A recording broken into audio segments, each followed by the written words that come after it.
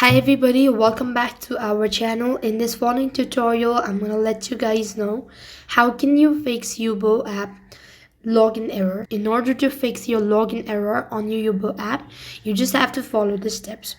Now, first thing first, what you can do is when you're having an issue with the login thing, you could always check your credential. Make sure to tap on the I button so that you've entered the password correctly. And sometimes it might happen that you must have entered a wrong or spelled the wrong information, so that is the reason. Next thing, you could also go ahead and log out and force close the app, then log in back. This might be able to fix it.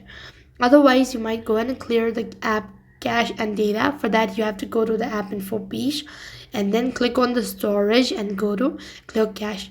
Next thing you want to do is try uninstalling and reinstalling your Yubo app. They should be able to fix it. And lastly, if nothing seems to be working out, then you could restart your device and they should be able to fix the issue all at once. So these were some of the ways to fix your sign-in issue on your Yubo app. That's all for this video. I hope the video was helpful. Make sure to like, share and subscribe to our channel. Thank you for watching. See you in the next video.